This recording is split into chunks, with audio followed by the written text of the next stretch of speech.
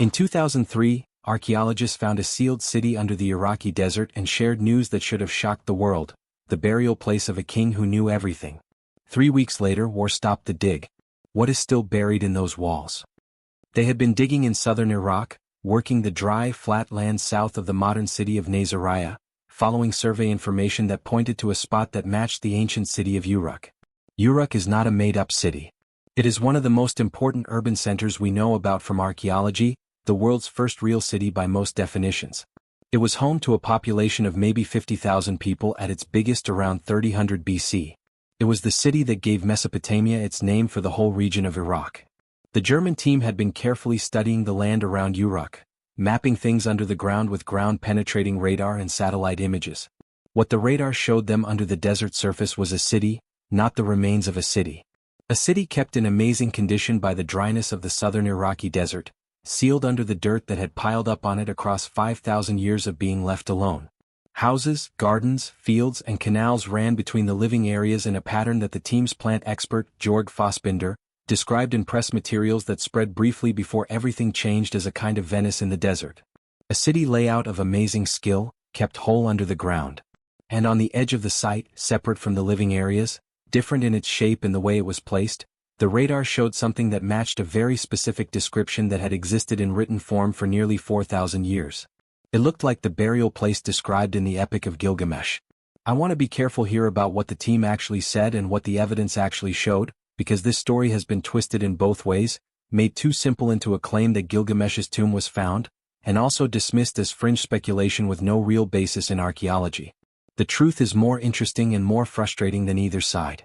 What the German team found, confirmed by Fassbinder to the BBC in April 2003, was a site that matched the written description closely enough to be taken seriously. The Epic of Gilgamesh, the oldest story written down in human history and coming before Homer by 1,500 years, describes the burial of Gilgamesh in specific ways. The river was moved aside. The tomb was built in the riverbed. The river was put back in its place. The burial place was sealed under flowing water, hidden, protected, and kept safe. The radar data at the Uruk site showed a structure on the edge of the old canal system whose shape was a match for exactly this kind of building. A burial chamber placed where a river channel had been, surrounded by signs of old water engineering. Was it Gilgamesh's tomb? The team did not claim that. What Fassbinder said was that the site matched the description in the epic and that digging was the obvious and necessary next step. Digging never happened. 3 weeks after the announcement, the United States invaded Iraq. I want to talk about the timing directly and honestly, because the timing is where the story most easily gets twisted. The United States invasion of Iraq began on March 20, 2003. The German archaeological announcement had spread in early April 2003. The order is actually the opposite of the most dramatic telling. The invasion began before the announcement was widely shared, not after. What is true is that the invasion made digging impossible. The unsafe conditions, the moving of universities and research groups, the breakdown of the Iraqi systems that had helped international archaeological work, all of it ended. The chance to follow up on what the radar had shown. Whether that matters depends on what you believe about the site. If it was an amazingly well-kept ancient urban complex that matched the described burial place of the most famous king in Mesopotamian history, then yes, the stopping of that work by a military invasion matters, and that fact deserves to be said clearly. Important things were not found. Important questions were not answered. That is not a conspiracy theory. That is what happened. But to understand why those unanswered questions matter, you need to understand who Gilgamesh was and what the epic says about him. The Epic of Gilgamesh is a real ancient text. Clay tablets holding parts of it have been found at several sites across Mesopotamia, with the most complete version, the standard Babylonian version, put together from 12 tablets found in the library of Ashurbanipal at Nineveh in the 19th century by the British archaeologist Austen Henry Layard. Layard shipped thousands of tablet pieces to the British Museum. George Smith, working as an engraver at the museum, taught himself cuneiform and spent years putting the pieces together. In 1872 he read a passage that he recognized right away, a flood story older than Genesis, telling about a survivor who built a boat, let birds go to find land, and came to rest on a mountain. Smith reportedly ripped off his clothes and ran around the room. What he had found was the written tradition that gave the biggest story in Western religion. Written in Akkadian on clay tablets that were already old when the Bible was written. The Epic of Gilgamesh did not borrow from Genesis. Genesis borrowed, through a long chain of written sharing and cultural contact from Mesopotamia. The Sumerian flood story was older. The Sumerian survivor Utnapishtim in the Akkadian version, Ziusudra in the older Sumerian, was the original. Noah came later in a literary family line that runs from the river valleys of Iraq to the Hebrew Bible to the building of Western civilization. But the flood story is just one part of a longer story. The Epic of Gilgamesh is mainly about a king. Gilgamesh ruled Uruk. The Sumerian king list, the clay prism in the Ashmolean Museum at Oxford that lists the kings of Sumer before and after the flood, includes him. He is listed as the fifth king of the first dynasty of Uruk after the flood, with a reign of 126 years.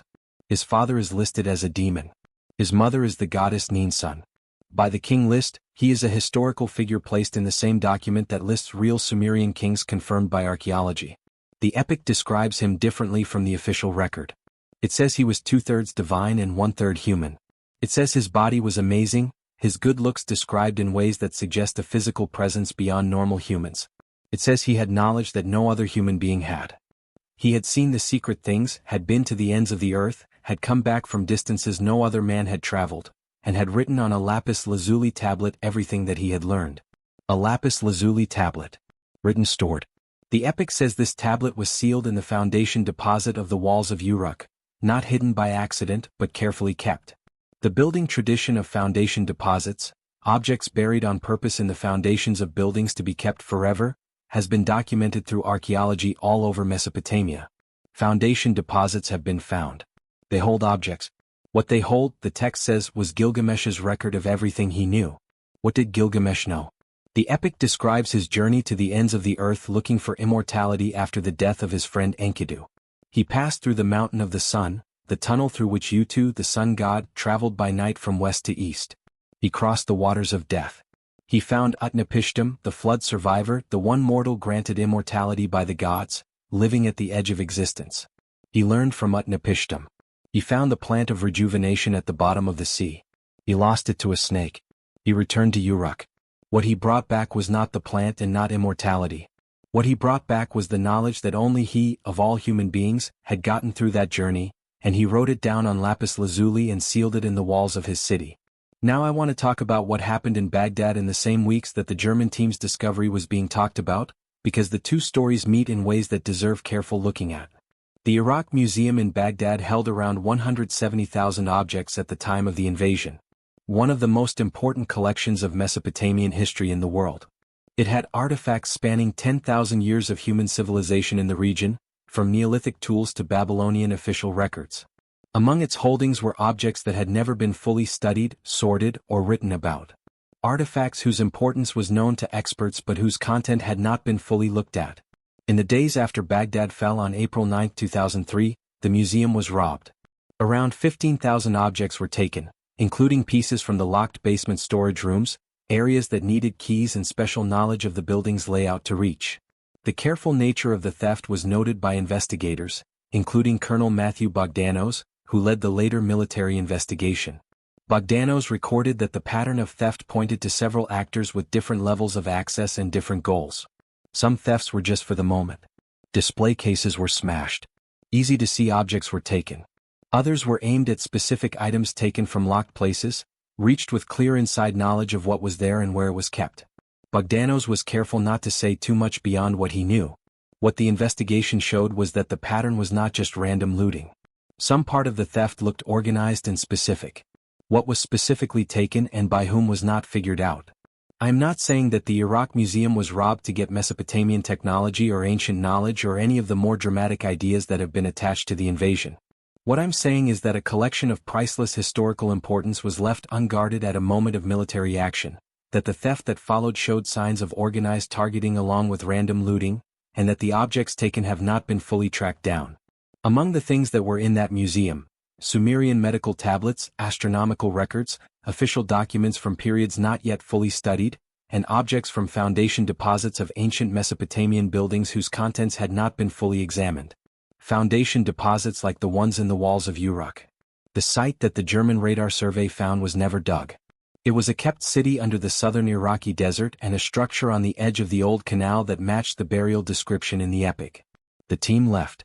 The invasion went on. The museum was robbed.